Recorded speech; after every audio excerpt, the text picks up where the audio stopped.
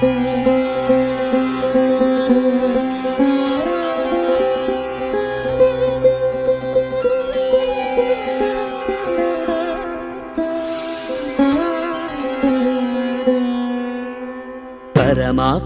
జీవాత్మకు బంధం సంధానమైన ప్రణవనాదం.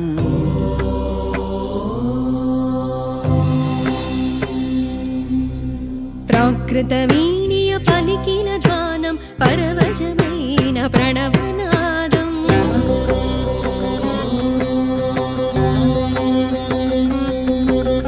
అకార ఉకార మకారముల సమ్మేళనమై ఓంకారం. మీరు చిన్న వయసులోనే ఇలా ఆధ్యాత్మికం వైపు వచ్చి ఒక సిద్ధ గురువు స్థానంలో ఉన్నారు. ఒక మంచి గురువుని మనం ఎలా సెలెక్ట్ చేసుకోవాలి? ఆధ్యాత్మికంగా ఎదగాలి అనుకుంటే గురువు యొక్క అవసరం చాలా ఉంది. ఈరోజు అందరూ గురువులే. ఎవరిని అసలైన గురువు అంటారు? ఈ రెండు లక్షణాలు ఉన్నవాడినే గురువు అని, సిద్ధ గురువు అని అంటారు. మీ గురువులు బాబా అని చెప్పి విన్నాము. అవును. దాని గురించి? నా గురువు షిరిడి సాయిబాబమ్మ. నాకై నేను బాబాను పట్టుకోలేదు. 1994లో ఇది కూడా తీసుకోండి అన్నారు.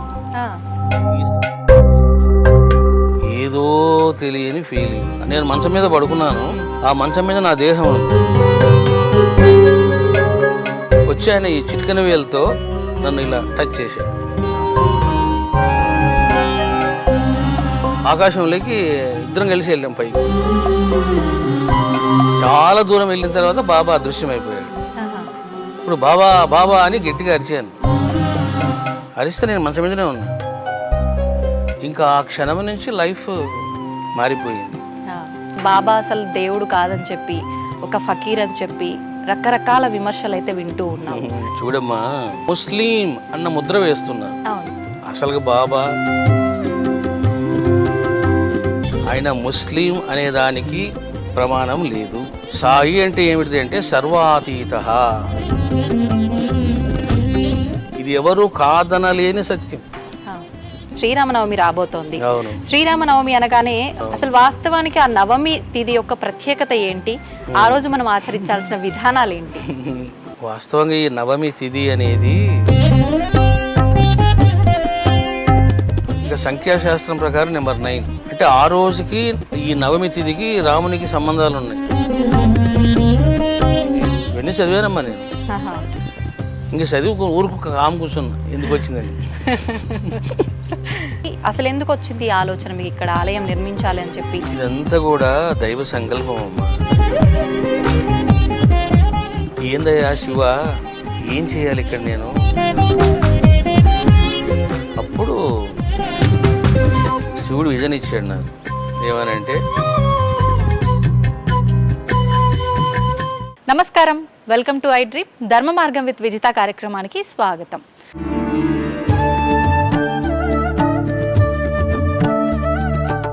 అయితే ప్రస్తుత రోజుల్లో మనం మాట్లాడుకుంటున్నాం ఎక్కువగా సనాతన ధర్మం గురించి, ఆధ్యాత్మిక మార్గం గురించి. మనమున్న కలియుగంలో దైవనామస్మరణ అవసరం లేదు అని కాదు, దైవనామస్మరణ చేయకపోయినా ఒకవేళ అంటే చేయని సందర్భాల్లో నామస్మరణ చేసినా కూడా అంతే ఫలితం లభిస్తుంది. ఇలా రకరకాలుగా మనం మాట్లాడుకుంటూ ఉన్నాము. అయితే అసలు ఏంటి వాస్తవము? ఇలాంటి మరిన్ని విషయాలు ఇప్పుడు స్వామీజీతో మాట్లాడి తెలుసుకునే ప్రయత్నం చేద్దాం. ప్రస్తుతం మనతో పాటు ఉన్నారు. ఆయన చిన్నతనంలోనే ఆధ్యాత్మిక ప్రయాణం వైపు అడుగులేస్తూ ఆయన ఒక గురువుల దగ్గర నుంచి శిష్యుడిగా ఉండి ఇప్పుడు ఒక గురువు స్థానంలో ఉండి ఒక సిద్ధ గురువుగా మారిన వ్యక్తి. ఆయన ఎవరో కాదండి, సిద్ధ గురువులు శ్రీ రమణానంద మహర్షి గారు. ఇప్పుడు వారితో మాట్లాడి ఈ విషయాలకు సంబంధించిన అన్నీ కూడా మాట్లాడుకునే ప్రయత్నం చేద్దాం. నమస్కారం స్వామీజీ. స్వామీజీ, మామూలుగా గురువులు అంటుంటాము. మీరు చిన్న వయసులోనే ఇలా ఆధ్యాత్మికం వైపు వచ్చి ఒక గురువుని ఎంచుకొని వారి ద్వారా ఇప్పుడు మీరు ఒక గురువు స్థానంలో ఉన్నారు, ఒక సిద్ధ గురువు స్థానంలో ఉన్నారు. అసలు నిజంగా ముందుగా తెలుసుకోవాలి అని అంటే గురువు, ఒక మంచి గురువుని మనం ఎలా సెలెక్ట్ చేసుకోవాలి? గురువు విషయంలో మనం ఎలా ఉండాలి? మామూలుగా గురువు విషయంలో కృతజ్ఞతతో ఉండాలి అని అంటుంటారు. ఆ కృతజ్ఞత అనేది ఏ రకంగా ఉండాలి?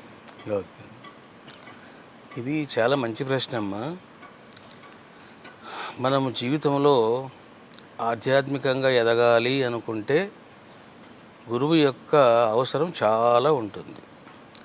ఒక రాయి శిల్పి చేతిలో పడితే కానీ అది విగ్రహం కాలేదు. వాస్తవం. అట్లా ఒక శిష్యుడు కానీ భక్తుడు కానీ ఒక గురువు చేతిలో పడినప్పుడు, శిష్యరికం చేసినప్పుడు, అప్పుడు తానే ఒక గురువుగా, ఒక దేవతా స్వరూపంగా, ఒక సిద్ధుడిగా ఆయన శోభిస్తాడు. కానీ మరి ఎవరు గురువు? ఎందుకంటే ఈ లోకంలో ఈరోజు అందరూ గురువులే. అవును. మరి ఎవరు గురువు, ఎవరిని అసలైన గురువు అంటారు అని అంటే దానికి ప్రధానంగా 2 కండిషన్స్ ఉండాలి. నెంబర్ 1, ముందు తాను పరమాత్మను దర్శించి ఉండాలి. ఎవరైనా నేను గురువును అని చెప్పాలంటే ఈ 2 క్వాలిఫికేషన్స్ ఉండాలి. ఐఎమ్ ద ప్రొఫెసర్ అన్నప్పుడు నేను చేశాను. నేను ఇంటర్ చదివి ప్రొఫెసర్ అంటే ఎట్లా? అవును. సో కాబట్టి ఫస్ట్ పరమాత్మను దర్శించాలి. రెండవది ఆ పరమాత్మను దర్శింపజేసే సిద్ధత్వము, దైవత్వము ఆ గురువుకు ఉండాలి. అప్పుడు అతన్ని గురువు అంటారు. అంతేగాని ఊరికే ఏదో కొన్ని మాటలు చెప్పడం, ఉపన్యాసాలు చెప్పడం, ధ్యాన శిక్షణ ఇవ్వడం ఇది గురుత్వానికి లక్షణం కాదు. ఈ 2 లక్షణాలు ఉన్నవాడినే గురువని, సిద్ధ గురువని అంటారు. సో ఈ 2 లక్షణాలు చూసుకొని అప్పుడు వాళ్ళని మనం ఎన్నుకోవాలి. ఇప్పుడు ఒక గురువుని ఎంచుకున్నాము, ఆ గురువు మనం ఆయన దగ్గర శిష్యరికం చేసేటప్పుడు మనకు ఆ మెలకువలు నేర్పించేటప్పుడు చాలా పరీక్షలు పెడుతూ ఉంటాడని, ఆ పరీక్షల్లో నెగ్గటం కూడా చాలా కష్టము అని చెప్పి మామూలుగా వింటూ ఉంటాం. ఇదంతా వాస్తవమా? నిజంగా పరీక్షలు పెడతారా? ఎలా టెస్ట్ చేస్తారు మనని? తప్పకుండా పరీక్షలు ఉంటాయమ్మా. ఎందుకంటే మీరు ఉపనిషత్ కాలం నాటి మహర్షుల గురించి వాళ్ళ జీవితాలని శ్రవణం చేసినప్పుడు అసలు ఒక వ్యక్తి ఒక క్వశ్చన్ వేస్తే వాళ్ళు ఆన్సర్ ఇచ్చేవాళ్ళు కాదు. నువ్వు ముందు కొంత సేవ చేయపు అనేవాళ్ళు. అంటే వాడు సేవ చేసి మళ్ళీ వస్తాడా, అటే పోతాడా? ఇక్కడ వాడి ఓపికని పరీక్షిస్తున్నాడా? సహనం. అందుకని గురువులు అసలు ఎందుకు పరీక్షించాలి శిష్యుల్ని? వాట్ ఇస్ ద నెసెసిటీ అని అంటే నా పట్ల ఎంత విశ్వాసం ఉంది, నాకు శరణాగతి చేసేటువంటి యోగ్యత ఎంత ఉంది, వీడికి త్యాగం ఎంత ఉంది, శుద్ధ సంస్కారం ఎంత ఉంది, ఈ 4 చూడడానికి పరీక్షలు. అలా కాకుండా మనము అన్ని రహస్యాలు చెప్పామనుకోండి, అది వాళ్ళకు మంచిది కాదు, మనకు మంచిది కాదు. అట్లని మనం పరీక్షలు పెట్టామనుకోండి, పరీక్షలు పెట్టే కాలం కూడా కాదు ఇది. స్వామీజీ, మీ వ్యక్తిగతంగా తీసుకుంటే మీ గురువులు బాబా అని చెప్పి విన్నాము. అవును. దాని గురించి 2 మాటలు. నా గురువు షిరిడి సాయిబాబమ్మ. నేను బాబాను పట్టుకోలేదు. దైవానుగ్రహం వలన, అమ్మ అనుగ్రహం వలన, జగదంబ అనుగ్రహం వలన బాబా సంప్రాప్తం అయ్యాడు. 1994లో నేను విశాఖపట్నంలో ఉన్నాను. జగదంబ సెంటర్ దగ్గర కొన్ని ఫొటోస్ కొనుక్కొని ఇంట్లో పెట్టుకునే అలవాటు నాకు ఉండేది అప్పట్లో, నా రూమ్లో. సరే కొన్ని ఫొటోస్ కొందామని వెళ్ళాను. కొన్ని ఫొటోస్ కొన్నాను. ఏమండి, ఇది షిరిడి సాయిబాబా ఒరిజినల్ ఫోటో, ఇది కూడా తీసుకోండి అన్నారు. ఈ సైజు ఫోటో అది. అదే బాబా గొడుగు కింద కూర్చోంటాడు చూడండి, ఒరిజినల్ ఫోటో. ఏంటి ఈయన షిరిడి సాయిబాబానా అని అతని ముఖము చూడగానే ఏదో తెలియని ఫీలింగ్, ఏదో తెలియని అనురాగం, బంధం, ఇవన్నీ కలిగి కన్నీళ్ళు రాలిపోయాయి. ఇది ఏమిటిది, ఈయనను చూసి నేను ఇట్లా ఫీల్ అవుతున్నాను అని ఆ ఫోటో తీసుకున్నాను. ఆ ఫోటో తీసుకొని ఇంటికి పోతున్నాను. నాకు ఒక ఫ్రెండ్ ఉండేవాడు, రాజశేఖర్ అని. అక్కట్లో దగ్గర వాళ్ళ ఇల్లు. మా ఇంటికి వచ్చేయి, మా ఇంట్లో భోజనం చేద్దాము, ఈరోజు మా ఇంట్లోనే ఉండు అన్నాడు. సరే పదానికి పోయాం. అక్కడ భోజనం చేసి పడుకున్నా. నేను పడుకుంటే ఆ రోజు రాత్రి అద్భుతమైన అనుభవాలు బాబా ఇచ్చారు. ఎక్కువ టైం తీసుకోలేదు ఆయన. సాయంత్రం కొన్నాను, రాత్రికే అనుభవాలు.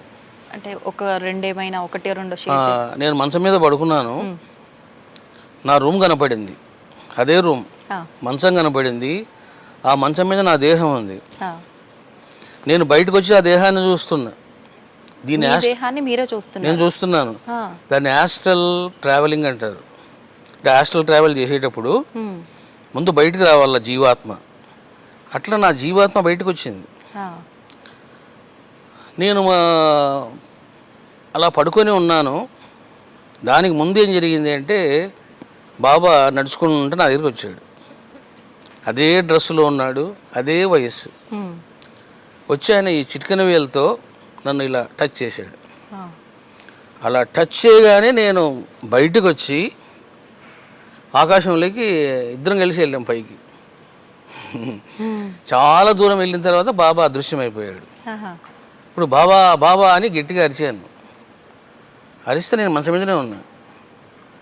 అంటే ఆ రోజే నాకు యాస్ట్రల్ ట్రావెలింగ్ జరిగింది, గురు దర్శనం అయ్యింది. చాలా హ్యాపీ అనిపించింది. ఇంకా ఆ క్షణం నుంచి లైఫ్ మారిపోయింది.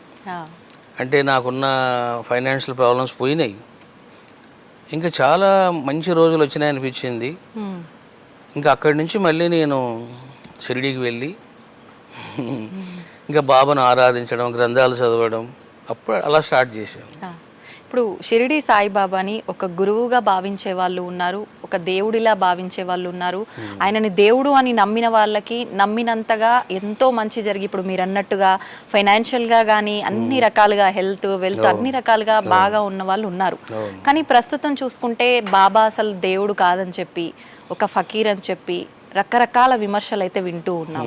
నిజంగా దాని గురించి ఏం చెప్తారు స్వామీజీ? ఎంతో నమ్మిన వాళ్ళు కూడా ఈ విమర్శల వల్ల బాబాని దూరం పెట్టిన వాళ్ళు కూడా చాలా మంది ఉన్నారు ఇప్పట్లో. ఏం చెప్తారు మీరు? చూడమ్మా, ద్వాపర యుగంలో శ్రీకృష్ణుడు వచ్చాడు. ఎంతమంది గుర్తించారు? గోపికలు గుర్తించారు. అందుకే కృష్ణ కృష్ణ కృష్ణ అని పిచ్చి వాళ్ళై వెంటబడ్డారు. అది జన్మ సంస్కారం, రుణానుబంధం, సంస్కారం. వాళ్ళ ప్రక్కనే, కృష్ణుడి ప్రక్కనే చాలామంది బ్రాహ్మిన్స్ ఉన్నారు, చాలామంది ఉత్తములు ఉన్నారు, పండితులు ఉన్నారు. వాళ్ళు పట్టుకోలేకపోయారు. పైగా ఏమన్నారు? శ్రీలోలుడు ఆ ఫ్లూట్ ఊతాడు, ఈ గోపికలు ఎంట పడతారు, ఆయనకు పని లేదు, వీళ్ళకి పని లేదు అని విమర్శలు చేశారు. శ్రీలోలుడు అన్నారు కృష్ణుడిని.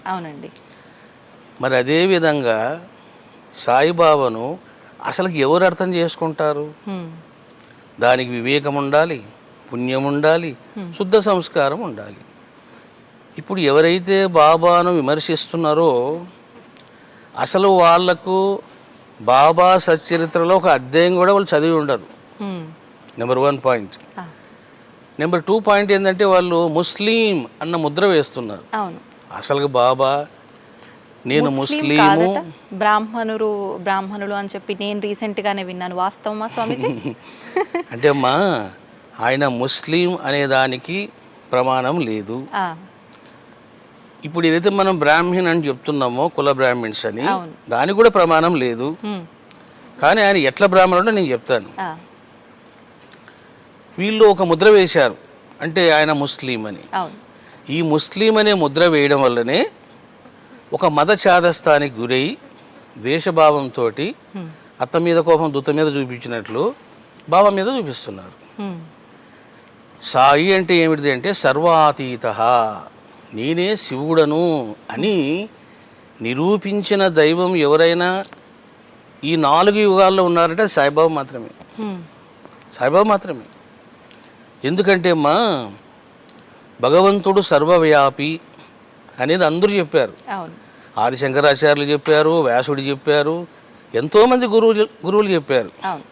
కానీ ప్రతి జీవిలో నేను ఉన్నాను అని నిరూపించిన ఏకైక మహనీయుడు షిరిడి సాయిబాబా. ఇది ఎవరు కాదనలేని సత్యం. పందికి రొట్టె వేస్తే నాకు రొట్టె వేసావమ్మా అన్నాడు. కుక్కను కొడితే ఏ నన్ను కొట్టావే అన్నాడు. నానచందోర్కరు నైవేద్యం పెడితే ఈగల స్వరూపంగా నేను తిన్నాను అన్నాడు.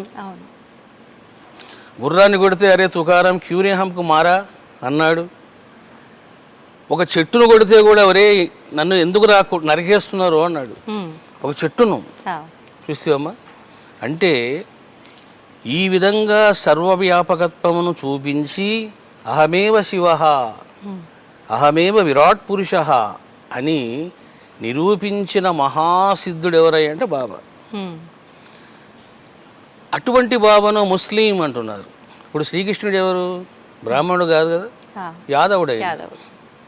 మరి యాదవుడిని బ్రాహ్మణులు ఎందుకు మొక్కుతున్నారు?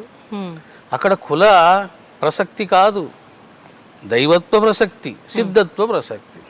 రాముడు ఎవరు? ఆయన బ్రాహ్మణుడు కాదే, క్షత్రియుడు, రాజు. మరి ఎందుకు ఆరాధిస్తున్నారు? అక్కడ కులం ప్రసక్తి కాదు, దైవత్వం, సిద్ధత్వం, పవిత్రత, గుణాలు, ఇవి ఇంపార్టెంట్. ఈ రకంగా బాబా ముస్లిం అనేదానికి ఎక్కడ ప్రమాణాలు లేవు. మీకు ఇంకో విషయం చెప్తాను. కోర్టులో ఒక పెద్ద కేసే వేశారు. ఆయన ముస్లిము, ఈ విధంగా హిందువులను ఆయన పాడు చేస్తున్నాడు అని. అప్పుడు అన్ని రకాలుగా వాదోపవాదాలు జరిగిన తర్వాత షిరిడీ సాయిబాబా ముస్లిం కాదు అని కోర్టు తీర్పిచ్చింది. మరి ఇంక చెప్పమ్మా. కాబట్టి ఇక్కడ తెలుసుకోవాల్సింది ఏంటంటే మనుషులకు కులం ఉంటుంది, గోత్రం ఉంటుంది, సిద్ధులకు ఉండదు. సిద్ధులకు ఉండదు, అవతార పురుషులకు ఉండదు. కాబట్టి షిరిడీ సాయిబాబా ముస్లిం కాదు, ఆయన మనిషి కాదు, ఆయన మానవాతీతుడు. స్వామిజీ గోత్రం అన్నారు కాబట్టి నాకు ఎప్పటి నుంచో అడగాలని ఉంది. ఈ గోత్రాలు, ఈ ఇంటి పేర్లు, ఇవన్నీ కూడా అసలు ఈ పుట్టుక అనేది ఎక్కడి నుంచి వచ్చింది వాటికి? అంటే ఇప్పుడు ఒక్కొక్క మహనీయుడు అవతరిస్తాడమ్మా. ఇప్పుడు ఒక ఋషి అవతరిస్తాడు, అంగీరస మహర్షి ఉన్నాడు, ఆయన యొక్క సంతానం, ఆ సంతానానికి సంతానం, అలా అలా అలా అలా వెళ్తే ఏమవుతుందంటే అది గోత్రంగా మారిపోతుంది. అంగీరస గోత్ర అంటే ఆయనకు సంబంధించిన వాడిని. అట్లా మనకు విశ్వామిత్ర, అంగీరస, భరద్వాజ, జమదగ్ని, ఇట్లా గోత్రాలు వచ్చాయి రకరకాలుగా. దానికి మూలం ఏదైతే వ్యక్తి ఉన్నారో ఆయన పేరు మీదుగా అలా అంతే, వాడుకలో మూలం ఋషులే.